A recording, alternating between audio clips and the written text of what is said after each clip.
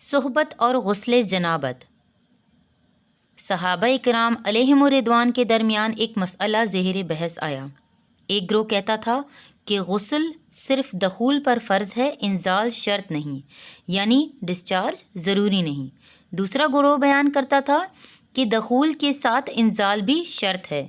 یہ طویل مباحثہ کسی ایک فیصلے پر نہ پہنچ پایا تو آخر کار یہ طے پایا کہ ام المومنین حضرت عائشہ صدیقہ رضی اللہ تعالی عنہ سے دریافت کیا جائے۔ حضرت عائشہ صدیقہ رضی اللہ تعالی عنہما بیان فرماتی ہیں کہ رسول اکرم صلی اللہ علیہ وسلم نے فرمایا، اذا جلس بین شعبہ الاربع ومس الختان الختان وجب الغسل۔ جب مرد عورت کی 4 شاخوں کے درمیان بیٹھ جائے اور اس کا محل ختنہ عورت کے محل ختنہ کے ساتھ مس کرے تو غسل واجب ہو جاتا ہے۔ تو مسئلہ یہ ثابت ہوا کہ صرف دخول پر بھی عورت اور مرد جنبی ہو جاتے ہیں اور ان پر غسل واجب ہو جاتا ہے، یعنی انزال منی کا نکلنا شرط نہیں۔ جنابت کے احکام یعنی وجوب غسل کی حالت کو حالت جنابت کہتے ہیں۔ وجوب غسل یعنی جب غسل واجب ہو جاتا ہے۔ جنابت جو ہے وہ جنب سے نکلا ہے، جنب کے معنی ہے بچنا، اور ان 4 حالتوں میں مسلمان مرد اور عورت پر غسل کرنا فرض ہو جاتا ہے۔ نمبر 1، جوش کے ساتھ منی خارج ہونے کے بعد، اس میں احتلام بھی شامل ہے۔ نمبر 2، صحبت کے بعد یعنی سیکجول انٹرکورس کے بعد۔ نمبر 3، حیض کے بعد۔ نمبر 4، نفاس کے بعد یعنی بچے کی پیدائش کے بعد۔ اس میں بہت سے لوگ یہ مسئلہ پوچھتے ہیں کہ اگر خواتین جو کہ انٹرنل چیک اپ کے لیے ڈاکٹر کے پاس جاتی ہیں تو کیا اس سے غسل واجب ہو جاتا ہے؟ تو اس سے کوئی غسل واجب نہیں ہوتا جب تک ان 4 چیزوں میں سے کوئی ایک چیز نہ پائی جائے۔ صرف منی خارج ہونے سے بات نہیں ہوتی بلکہ جوش کے ساتھ منی خارج ہونے سے غسل واجب ہوتا ہے۔ رسول اکرم صلی اللہ علیہ وسلم نے فرمایا، جب تم عورت کے 4 شاخوں کے درمیان بیٹھ کر صحبت کرو تو تم پر غسل واجب ہو گیا اگرچہ منی نہ نکلے۔ آپ نے غور کیا ہوگا طہارت کے مسائل بہت تفصیلاً بیان کیے جاتے ہیں اور اپنے اندر بہت ڈیٹیلز رکھتے ہیں، اور بہت سے مسائل ایسے ہیں جو انسان کی ظاہری زندگی میں ہی نہیں بلکہ اس کی ذاتی اور نجی زندگی سے بھی متعلق ہوتے ہیں، لیکن اس طرح پبلکلی ان کو پڑھانا اور ان کو سکھانا یہ بھی ایک ضرورت ہے، کیونکہ آپ صلی اللہ علیہ وسلم نے انصار کی خواتین کی تعریف کی کہ انصار کی خواتین کتنی اچھی ہیں جنہیں حیا دین کا علم ہے اور انہیں یہ علم حاصل کرنے سے کوئی نہیں روکتا۔ تو سوال یہ پیدا ہوتا ہے کہ آخر اتنی تفصیلات کیوں؟ بعض لوگ اس کو ناپسند کرتے ہیں اور اسے ناپسندیدہ قرار دیتے ہیں کہ ایسا کرنا ناسمجھی کی علامت ہے۔ ہم دیکھتے ہیں کہ انسان اگر اللہ تعالیٰ کے بتائے ہوئے طریقے کے مطابق زندگی بسر کرتا ہے تو اس میں خیر ہی خیر ہے، اور یہ خیر اس کی اپنی ذات تک نہیں محدود رہتی، بعض اوقات دوسروں کی بھلائی کے لیے بھی ذریعہ بن جاتی ہے۔ عورت کو بھی احتلام ہوتا ہے۔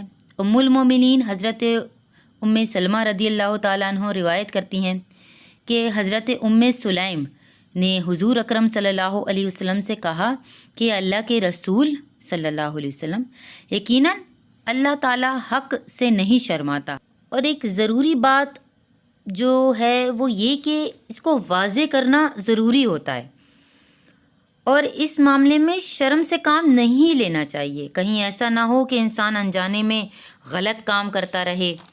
تو یہ کہہ کر انہوں نے مسئلہ آگے پوچھا کہ کیا عورت پر غسل جو ہے وہ فرض ہے کہ جب اس کو احتلام ہو؟ تو آپ صلی اللہ علیہ وسلم نے فرمایا، ہاں، لیکن جب پانی کا نشان دیکھے، جب منی دیکھے، اس پر۔ حضرت ام سلمہ نے شرم سے منہ چھپا لیا اور عرض کی، اے اللہ کے رسول صلی اللہ علیہ وسلم، کیا عورت کو بھی احتلام ہوتا ہے؟ آپ صلی اللہ علیہ وسلم نے فرمایا، ہاں ہوتا ہے، تیرا داہنا ہاتھ خاک آلودہ ہو، یعنی کہ یہ پیار کی ڈانٹ تھی۔ اب اس میں مزاج کا فرق بھی ہو سکتا ہے، بعض خواتین کے ساتھ ایسا نہ ہو اور بعض کے ساتھ ایسا ہو، لیکن اس میں جو اصل ہے وہ یہ چیز ہے، ایکسیسو واٹر ڈسچارج ہے، یعنی ایسا نہ ہو کہ لیکوریا وغیرہ کے ساتھ اس کو ریلیٹ کر دیا جائے۔ دونوں چیزوں میں یہ فرق ہے۔ اور احتلام جو ہے وہ سوتے وقت ہوتا ہے، سو کر اٹھنے کے بعد انسان اپنے کپڑوں پر زیادہ ڈسچارج کو دیکھے تو خواہ وہ خواب میں ہو یا کوئی فیلنگ یاد نہ بھی ہو تو بھی غسل فرض ہوتا ہے، ٹھیک ہے۔ معلوم ہوا کہ مرد اور عورت سو کر اٹھنے پر اپنے کپڑوں پر تری یعنی نشان منی دیکھیں تو یہ احتلام کی علامت ہے، لہٰذا ان پر غسل فرض ہوتا ہے۔ اور اگر احتلام کی کیفیت انہیں یاد نہ ہو لیکن نشان نہ پائیں، یعنی خواب یاد نہ رہے مگر سامنے کوئی علامت نہیں ہے تو غسل فرض نہیں ہوگا۔ ایسی صورت میں شک کی ضرورت نہیں ہے کہ میں نے خواب دیکھا اور مجھے خواب یاد ہے تو نہانا ضروری ہے۔ محض خواب کی بنیاد پر نہیں نہایا جائے گا جب تک فزیکلی کوئی چیز سامنے نہ دیکھی جائے۔ حضرت ام سلمہ رضی اللہ تعالیٰ عنہ روایت کرتی ہیں کہ میں نے کہا کہ اے اللہ کے رسول صلی اللہ علیہ وسلم، میں اپنے سر کے بال خوب مضبوط گوندتی ہوں، تو کیا میں انہیں غسل جنابت کے وقت کھولا کروں؟ آپ صلی اللہ علیہ وسلم نے فرمایا، ان کو کھولنا ضروری نہیں ہے، تیرے لیے یہی کافی ہے کہ 3 لب یعنی جو دونوں ہاتھوں کو ایک ساتھ کریں تو جتنا پانی کی مقدار ہوتی ہے اس کو لب کہتے ہیں، یعنی 3 لب پانی اپنے سر پر ڈالیں اور پورے بدن پر پانی بہائیں تو بس پاک ہو جاتے ہیں۔ یعنی بالوں کی جڑیں بھیگنا، یعنی سکن جو ہے نا وہ بھیگنا ضروری ہوتی ہے، سارے بالوں کو کھولنا ضروری نہیں ہے۔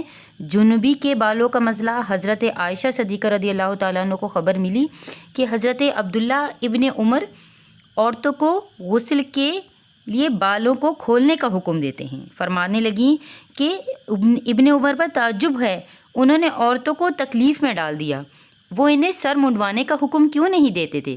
یہ حضرت عائشہ صدیقہ رضی اللہ تعالیٰ عنہما کی ڈانٹ تھی، یعنی وہ یہ تو کہہ رہے ہیں کہ عورتیں بال کھول کھول کر نہائیں، تو وہ پھر سیدھا یہی کیوں نہیں کہہ دیتے کہ عورتیں بال منڈوا لیں؟ اور رسول اکرم صلی اللہ علیہ وسلم ایک ہی برتن میں حضرت عائشہ صدیقہ رضی اللہ تعالیٰ عنہ کے ساتھ غسل کرتے، اور میں اپنے بال کھولے بغیر سر پر 3 چلو سے زیادہ پانی نہیں ڈالتی۔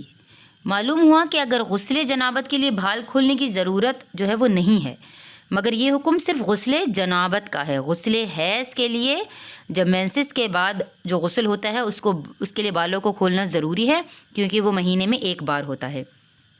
حضرت عائشہ صدیقہ رضی اللہ تعالیٰ عنہ سے روایت ہے کہ رسول اکرم صلی اللہ علیہ وسلم نے غسل حیض کے لیے فرمایا، اپنے بالوں کو کھولو اور غسل کرو۔ اس میں آپ یہ دیکھیں کہ دونوں چیزوں میں فرق کیوں ہے، ان کی نوعیت میں فرق ہے۔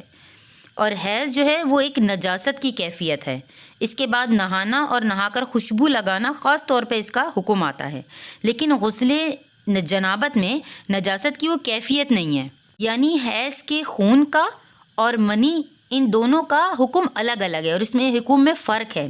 بعض علماء کے خیال میں جو منی ہے اٹ سیلف وہ ناپاک چیز نہیں ہے، اگر کسی کپڑے وغیرہ کو لگ جائے تو وہ کپڑا ناپاک نہیں ہے، اگر وہ خشک ہو جاتا ہے اس کو کھرچ کر اس کو صاف کر دیا جائے تو وہ کپڑا صاف ہو جائے گا۔ لیکن خون حیض پر آپ صلی اللہ علیہ وسلم نے فرمایا چٹکیوں سے مل مل کر اس کو صاف کرو اور اس کو دھو، تو ان دونوں چیزوں میں جو ہے وہ فرق ہے، ان دونوں کے بعد نہانے کے حکم میں بھی فرق ہے، ایک میں بال کھولے جائیں گے اور ایک میں بال نہیں کھولے جائیں گے، اور بالوں کی جڑوں کو بھی دھویا جائے گا، جبکہ عام غسل جنابت میں بال کھولنا اور پورے بال دھونا شرط جو ہے وہ نہیں ہے۔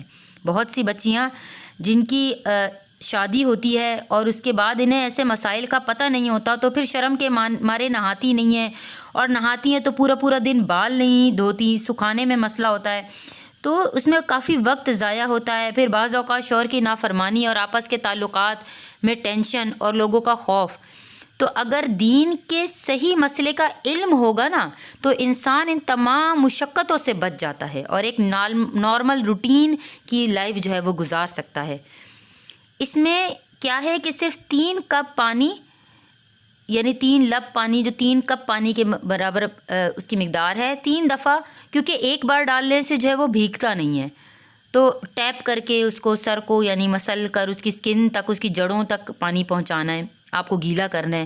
پیچھے سے بال اگر لمبے ہیں تو اس کو ایک طرف کر دیں تاکہ پورے بالوں گیلے نہ ہوں، ان کو نہ دھوئیں اور اس کو سکھانا نہ پڑے پھر، اور نہ خشک کرنے پڑیں، پانی جسم پر بہا لیں۔ دوسری صورت یہ ہے کہ اگر پانی لیں تو اس کو تھوڑا تھوڑا کر کے پورے کو ایک ہی دفعہ اس طریقے سے جو ہے نا وہ مل لیں اچھی طریقے سے، جب آپ پانی ایک دفعہ ڈالیں۔ دوسری صورت یہ ہے کہ مگ میں پانی لے کر اس کو آپ تھوڑا تھوڑا کر کے پورے کو ایک دفعہ جو ہے نا وہ ملیں، اس کے بعد دوبارہ کریں، پھر تیسری دفعہ۔ بالوں کو رول کر کے پیچھے سے شاور کیپ اس میں ڈال لیں، شاور کیپ آتی ہے اس میں آپ اس کو ڈالیں، اور پھر باقی جسم کو دھو لیں۔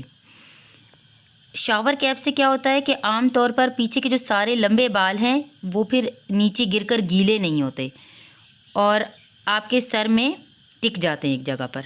تو سر کی اسکن کو دھوئیں اور یہ 3 بار کرنا ہے تاکہ پوری اسکن گیلی ہو جائے اور کوئی جگہ خشک نہ رہ جائے۔ جتنی کم دیر میں بال گیلے ہوں گے اتنا ان کو کم سکھانا پڑے گا اور کسی بھی مشقت کے بغیر نہایا جا سکتا ہے۔ محترم ناظرین، میں امید کرتی ہوں کہ جو حیض کے حوالے سے اور جنابت کے حوالے سے جو غسل کا مسئلہ تھا وہ آپ کے سامنے واضح ہو گیا ہے۔ انشاءاللہ تعالی نیکسٹ ویڈیو میں بھی ہم اسی کو آگے کنٹینیو کریں گے کہ اس کے اور کیا کیا مسائل ہیں حیض کے اور نفاس کے، ان کے نہانے کا طریقہ الگ الگ ہے، وہ کس طریقے سے ہے وہ بھی ہم جو ہے نا سٹیپ بائی سٹیپ انشاءاللہ تعالی بیان کروں گی۔ اور اس ویڈیو کو شیئر کیجئے، اور جن کو ان مسائل کا نہیں پتہ، خصوصاً ان بچیوں کو جن کو شادی کے بعد یا ان کی شادی ہونے والی ہے، یا جن کو نہیں معلوم، آپ ان کو ضرور شیئر کریں تاکہ صدقہ جاریہ ہو اور دین کے مسائل کا علم لوگوں کو حاصل ہو۔ دین پھیلانا ثواب کا کام ہے۔ ویڈیو کو شیئر کیجئے، شیطان کو ڈھیر کیجئے۔ السلام علیکم ورحمۃ اللہ۔